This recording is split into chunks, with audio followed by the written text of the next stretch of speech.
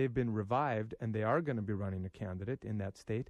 And then in North Carolina, SEIU, the union SEIU, put $1 million and a bunch of organizers. The Service Workers Union. Yep, the Service Employees International Union, the largest union of that type in the country. They put $1 million and a lot of feet on the ground to start a new party called the North Carolina Families First Party, which is a labor party in the state of North Carolina. They've said they want to replicate this around the country. I mean, so it just shows what can happen with just a little bit of resources. $1 million isn't a lot of money in politics, and yet they were able to get a new party started. It's a big deal that it happened in the Carolinas, too. I'm a refugee from Texas, as many know. The South has been consistently anti-union, so-called right-to-work states, which I like to say right-to-work for a crappy wage states. It's not unusual that the former slave states also hate unions. The fact that this is happening in Carolina is very encouraging and exciting.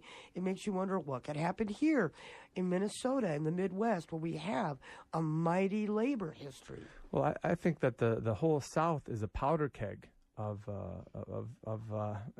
labor struggle just waiting to happen, because a lot of the deindustrialization in the Northeast and in the Midwest, in Ohio and in Michigan and so on, a lot of those jobs didn't necessarily get shipped overseas. A lot of them got shipped to the South.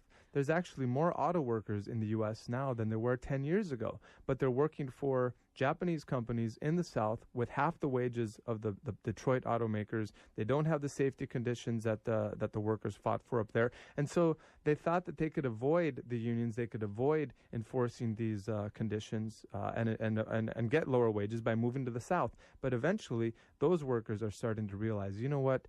Something ain't right, and we got to do something about it. And so I don't think it's an accident that it's precisely in places like North and South Carolina that you're starting to see these beginnings. And I agree 100%. Why not something like that here in Minnesota and something like that nationwide? The website you want to go to, www.masspartyoflabor.org, having an event tonight, September 9th, 7 p.m. at Mayday Books, right here on the wonderful West Bank, around the corner from KFAI in Minneapolis. We just have a couple of minutes more. So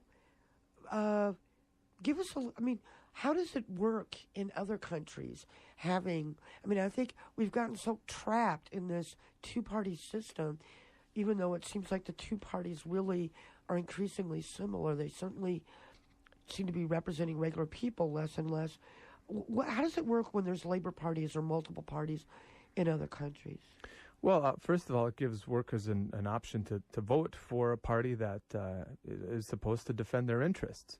Now, over the last few decades, a lot of these parties, you've had the workers' parties, you've had all kinds of careerists and right-wingers sort of take over the leadership. But nonetheless, the workers continue to look to these parties, and there's the beginnings in a lot of countries towards workers taking back control over their parties, because these sort of right-wing careerists and bureaucrats have tried to lead them down the road of turning them into democratic parties, but like the United States.